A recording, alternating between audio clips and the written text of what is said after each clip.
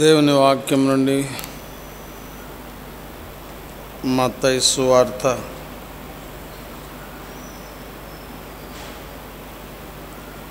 6వ అధ్యాయం 17-18 వచనాలు. మత్తయి సువార్తలో 6వ అధ్యాయంలో 17-18 వచనాలు. ఉపవాసము చేయుచున్నట్టు మనుష్యులకు కనబడవలెనని కాక రహస్యమందున్న నీ తండ్రికే కనబడవలెనని నీవు ఉపవాసము చేయునప్పుడు నీ తల అంటుకొని నీ ముఖము కడుక్కొను. అప్పుడు రహస్యమందు చూచు నీ తండ్రి నీకు ప్రతిఫలమిచ్చును. ప్రార్థన చేసుకుందాం.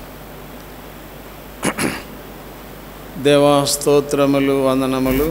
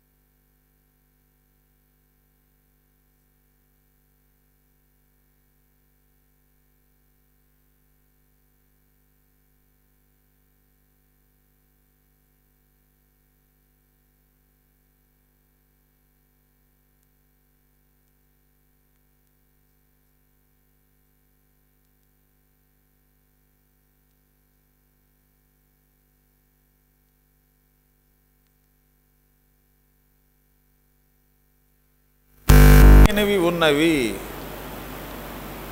దేహము కంటే ప్రాముఖ్యమైన ఉన్నవి, శరీరము కంటే ప్రాముఖ్యమైన ఉన్నవి, ప్రాణము కంటే కూడా ప్రాముఖ్యమైనవి ఎన్నో ఉన్నాయి. కనుక పరలోకం చేరేటువంటి విషయం ఆత్మీయ విషయాలు, దైవిక విషయాలు, ఆధ్యాత్మిక విషయాలు,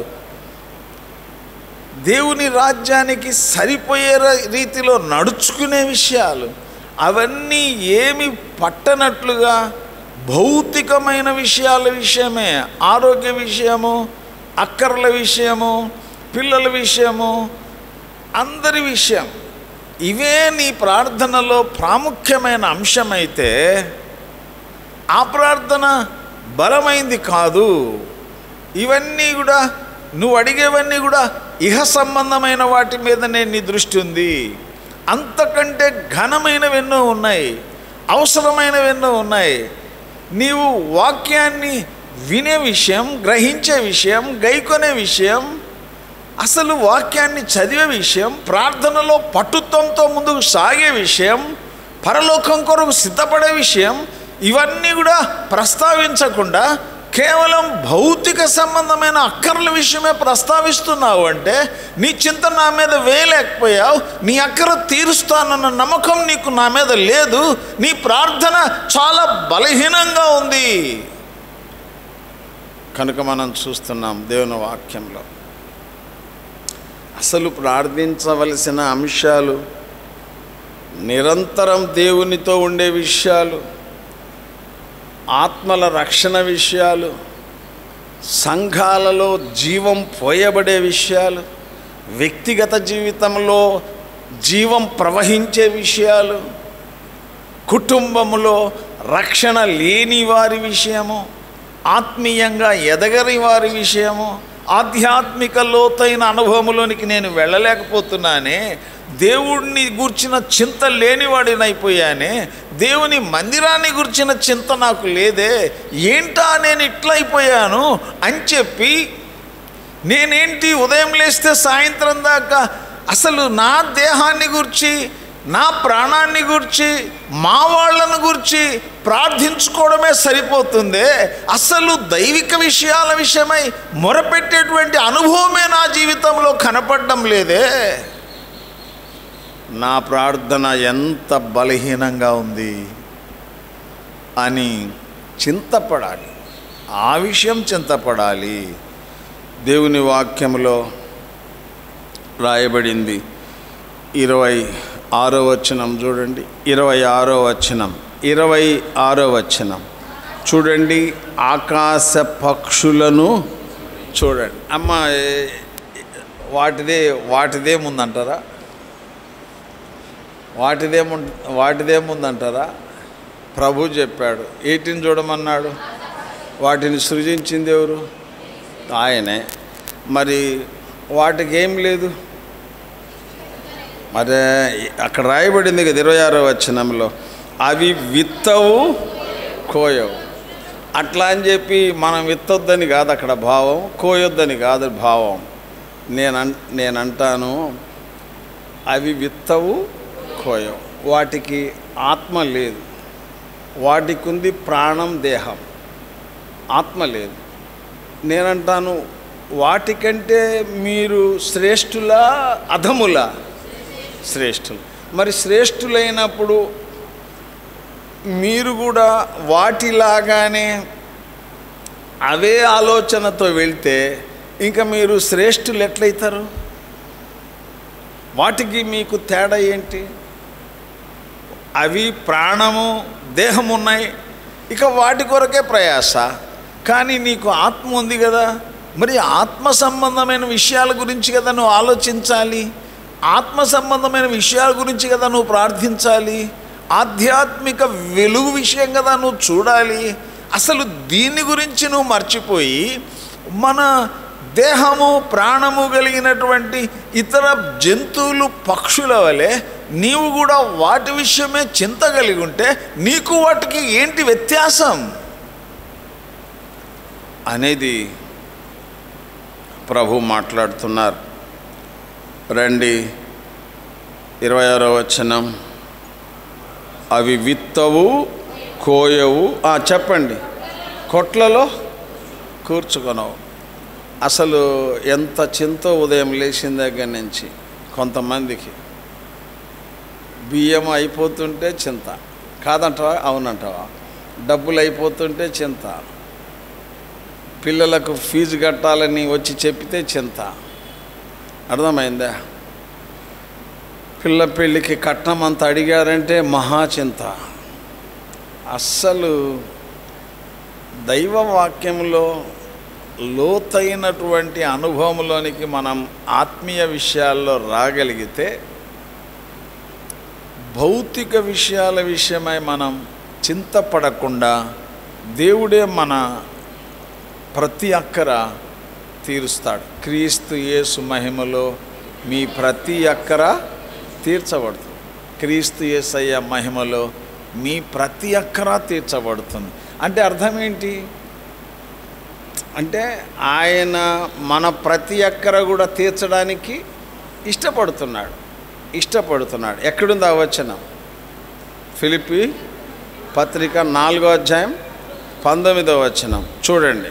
ఫిలిప్పీలకు రాసిన పత్రిక 4వ అధ్యాయంలో, ఫిలిప్పీలకు రాసిన పత్రికలో 4వ అధ్యాయం 19వ వచనం, కాగా దేవుడు తన ఐశ్వర్యము చొప్పున క్రీస్తు యేసునందు మహిమలో మీ ప్రతి అవసరమును.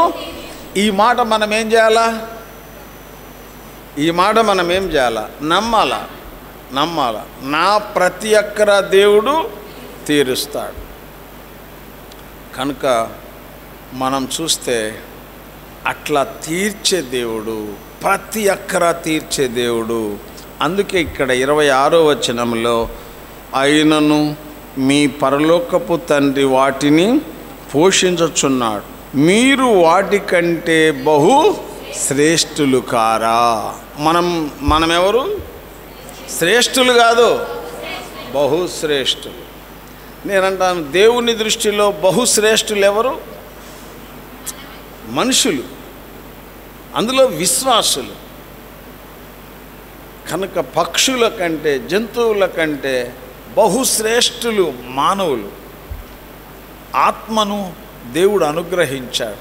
అసలు విశ్వాసులు, దేవుని బిడ్డలు ఇంకెంత శ్రేష్ఠులు.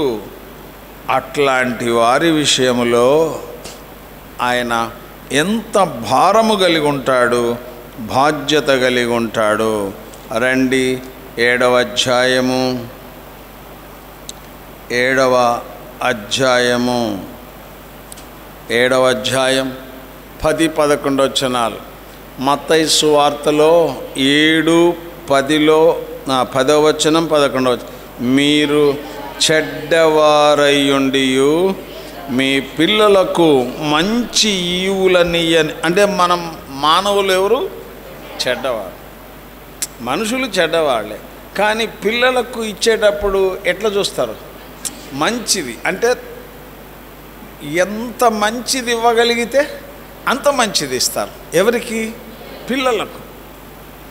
మీరు చెడ్డవారయ్యుండి మీ పిల్లలకు మంచి ఈవుల నెరిగి ఉండగా, నేనంటాను మీ దగ్గర ఉన్న దాంట్లో మంచిది ఇవ్వాలని కోరతారు, మీకున్న తాహతును బట్టి ఇవ్వాలని కోరతారు. అసలు పరలోకమందున్న మీ తండ్రి, ఇంకా ఆలోచన చేయండి, పరలోకములో ఉన్న మీ తండ్రి అసలు ఎట్లాంటి ఈవులు ఇవ్వగలడు? ఎంత శ్రేష్టమైన ఈవులు ఆయన ఇవ్వగలడు? కనుక మీరు చెడ్డవారయుండి మీ తాహతుకు మించి పిల్లలకి ఇవ్వాలని చూస్తారే, పరలోకపు తండ్రికి సమస్తము సాధ్యమే.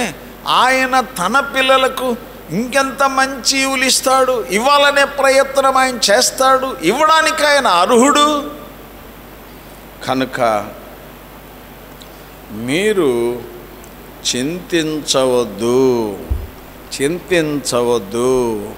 అని దేవుడు చెప్తూ 27వ వచనంలో చూడండి, మీలో ఎవడు చింతించుట వలన తన ఎత్తు మూరిడెక్కువ చేసుకో.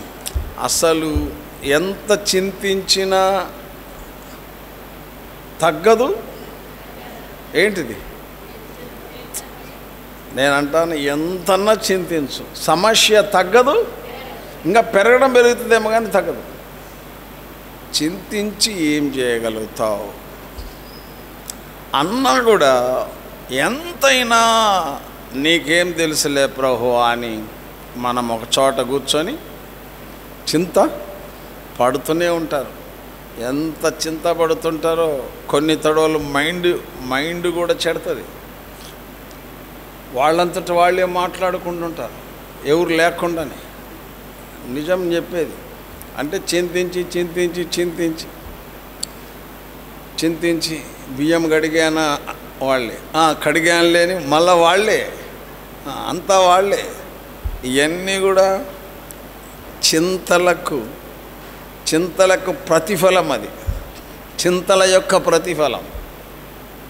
ఆయన చెప్పినట్లుగా చింత గనక ఆయన మీద వేసినట్లయితే ఇంకా మనిషి ఎట్లుంటాడు? నిర్భయంగా ఉంటాడు, నిండు కుండలాగుంటాడు. దేవుడున్నాడు, చూసుకుంటాడు. ఆయన కళ్ళుండి పలకండి, ఏం పలకరు, కళ్ళుండి చూస్తున్నాడు, చెవులుండి వింటున్నాడు, చేతులుండి చేస్తాడు అనేది ఆ నమ్మకం, ఆ గురి మనకు ఉండాలి, ప్రార్థించే వారికి ఉండాలి. అయితే ఏమయ్యా, మీ పిల్లలకు మీరు అంత మంచి ఈవులు ఇస్తారే, మీ తహతు కొద్దీ శ్రేష్టమైనవి ఇవ్వాలని కోరతారు కదా మీ పిల్లలకు. నా సంగతి ఏంటి? నేను మీ పరలోకపు తండ్రిని కదా, నేనిచ్చేది కూడా శ్రేష్టమైనవి, అతి శ్రేష్టమైనవి ఇస్తాను కదా. ఎందుకు మీరు ఊరికే చింతపడతారు, కల్లోల పడతారు, వ్యసన పడతారు, వేదన నొందుతారు? ఎందుకు మీరు విశ్వాసం ఉంచలేరు? ఎందుకు ప్రార్థించలేరు? ఎందుకు నా వైపు చూడలేరు అని ప్రభు అడుగుతూ రావడం దేవుని వాక్యములో మనం చూస్తాం. రండి 32వ వచనానికి వస్తాం. 32వ వచనం చూడండి. 32, ఇవన్నీ మీకు కావాలనని మీ పరలోకపు తండ్రికి తెలియను. కనుక మన అక్కర అంటే ఇక్కడ చాలా జాగ్రత్తగా మన అవసరం ఏ మేరకు అనేది పరలోకపు తండ్రికి తెలుసు. అవసరం మేరకు, అక్కర మేరకు ఆయన నీకు ఇస్తాడు. కనుకనే ప్రభు చెప్పాడు, దేవుని వాక్యంలో ప్రభు ఏం మాట్లాడుతున్నాడు? ఇవన్నీ అంటే తినడానికి, త్రాగడానికి, ధరించుకోవడానికి ఏమి కావాలో మీ పరలోకపు తండ్రికి తెలుసు అని ఎంత స్పష్టంగా దేవుడు మాట్లాడాడు. అయితే చూడండి, ఆయన మనకిస్తున్న సలహా చూడండి. 33వ వచనం. ఆయన మనకిస్తున్న సలహా ఏంటి? కాబట్టి మీరు ఆయన రాజ్యమును నీతిని మొదట అంటే నీతిని వెదకండి, నా రాజ్యాన్ని వెదకండి. నిరంతరము మీరు ఉండవలసింది అక్కడ. మీరు చేరాలి అంటే నీతి మీ దగ్గర ఉండాలా. నీతి ఉండేట్లుగా ప్రార్థన చేసుకోండి, అక్కడికి చేరేట్లుగా ప్రార్థన చేసుకోండి. 2వ పేతురు పత్రిక 2వ పేతురు పత్రిక దేవుని వాక్యము నుండి 2వ పేతురు అధ్యాయం 3 వచనం 13. 2వ పేతురు 3:13. అయినను మనమాయన వాగ్దానమును బట్టి క్రొత్త ఆకాశముల కొరకును క్రొత్త భూమి కొరకును కనిపెట్టుచున్నాము. వాటి యందు మన ప్రార్థన దేని కొరకు చేయాలా? అసలు ముందు నీతి ఉంటేనే ఎక్కడికి చేరతాడు?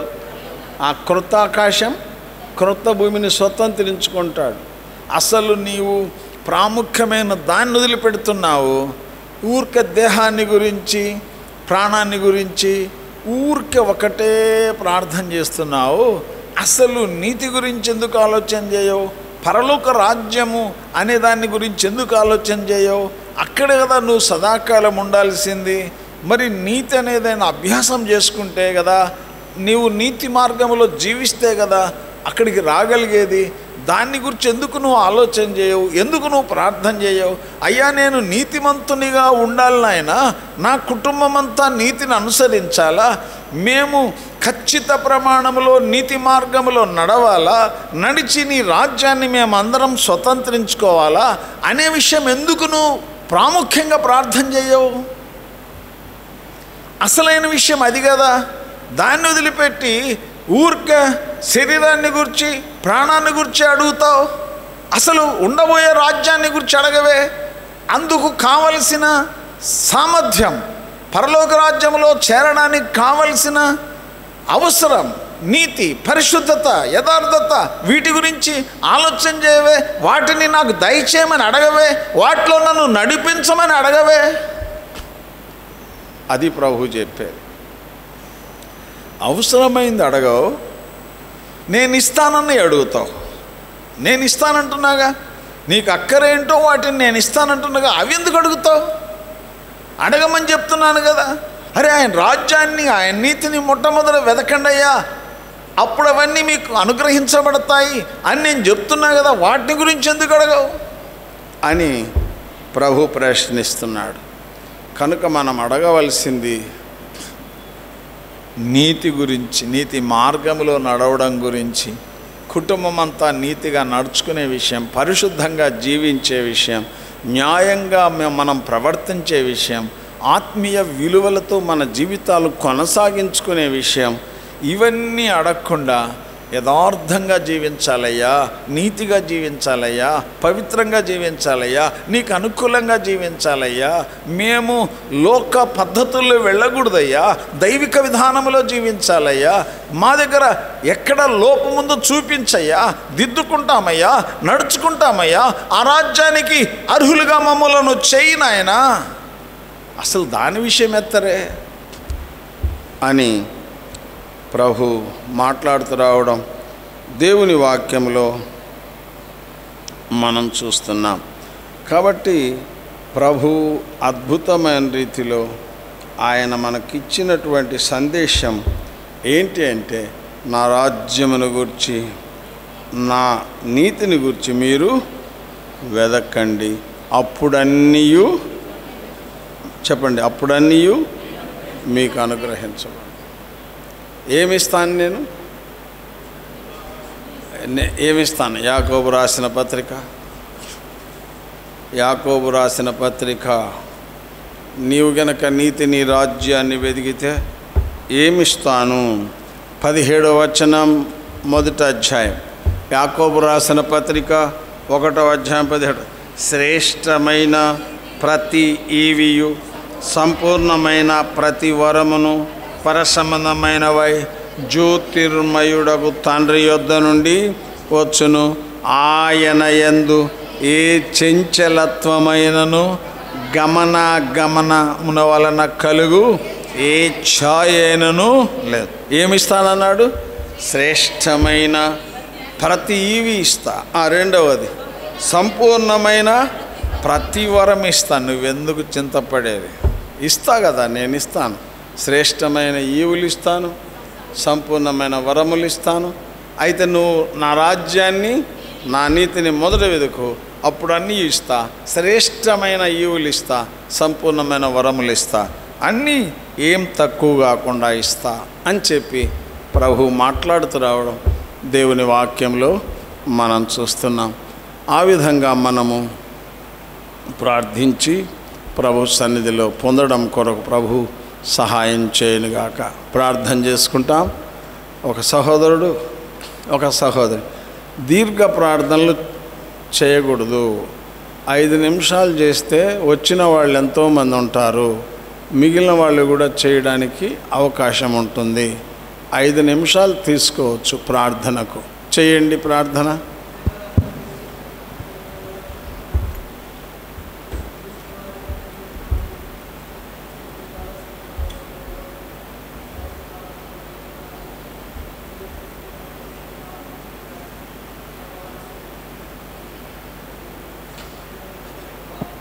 మిమ్మల్ని స్తుతిస్తూ ఉంటున్నాను. ప్రార్థన కొరకై మత్తయి సువార్త 6వ అధ్యాయం